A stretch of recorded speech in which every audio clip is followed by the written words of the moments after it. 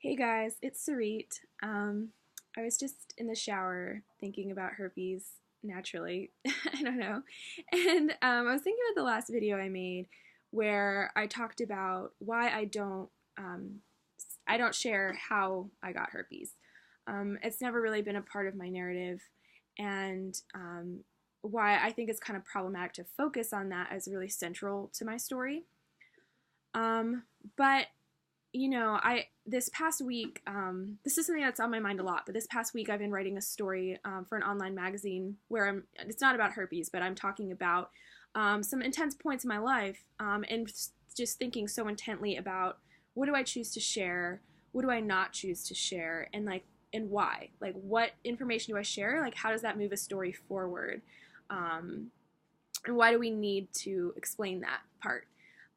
So I think that's really relevant, to me as a person with herpes, and also as a person who really believes in personal storytelling. I think it's so important that we don't only talk about scientific medical things when we talk about STDs.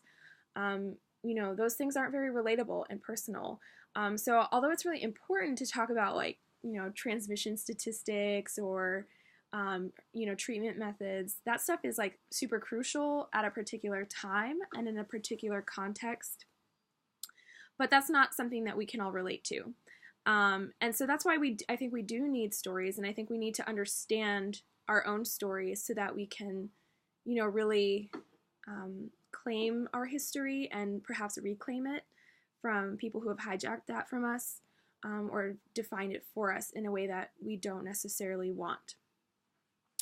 So given that, it becomes like, well, then how do you tell your story? And I realized that I haven't been able to find one way to tell it, because there isn't just one way. There's actually thousands of potential stories. There's an infinite number of possibilities for the way that I would express my own story, and the same goes for you or anyone else. And so I've been doing this mental exercise with myself, where I pick a new starting point, or maybe a new ending point, and see what the story would look like from there. So, for instance, let's say I started telling my story about herpes today. What would that look like? Now imagine that I started that story maybe a year ago or 2 years ago. So, some time between my diagnosis and now. What would the story look like then? Is that the most relevant starting point?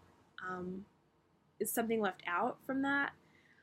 So I guess, I could start my story the day that I was diagnosed, which I think a lot of people do. That's a lot of people's stories that I read, on the internet.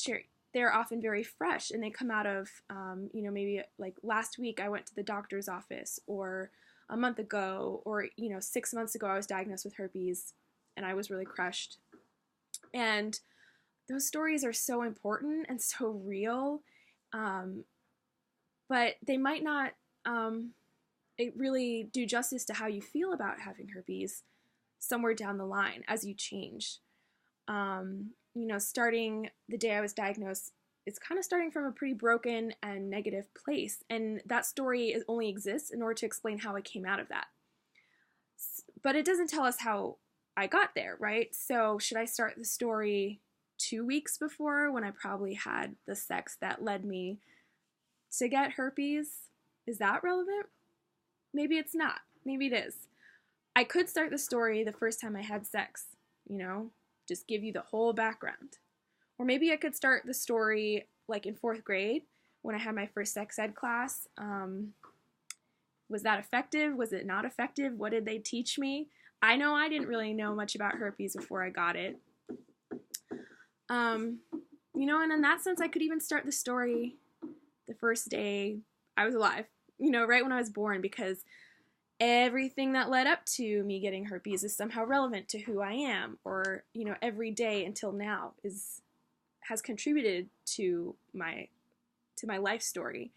But that story is way too freaking long and has way too many details, and honestly, I don't think that they're all relevant to explaining this one thing about me that's really not the most definitive thing about me anyway.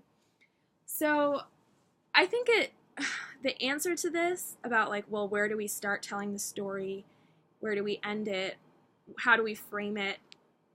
This is really just a series of choices. There's infinite possibilities, and whenever we talk about ourselves, whether that's in writing or in conversation or whatever it is, we are making a whole lot of choices about how we choose to tell our story. We might not always be conscious of the fact that we're making choices, but I think that becoming aware of the fact that that those are choices, that there are a lot of options, there are a lot of different ways that that story could be told, can be really powerful in order to just to take hold of that, to take ownership of it, and also to allow yourself to have your story change. We're not bound to one story for the rest of our lives, like, oh, that there went my chance. I guess this is just how it went, and this is who I was. I think that as we tell our stories, we can be changed by them. It helps us grow. It might help us heal. It might bring new things to light that we hadn't thought of yet. And that changes us. And so our story could be changing as we tell it.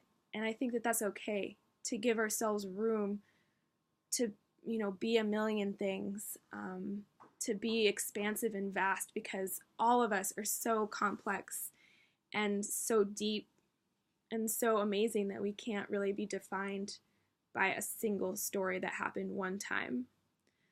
So that's what I've been thinking about lately, and have been thinking about for so long, with how this whole idea of your story, and it's been really helpful for me to consider the fact that I have a choice always, and that my story can, always be morphing and rewriting itself, and that's okay. That might be the truest way to express who I am and what my life has been.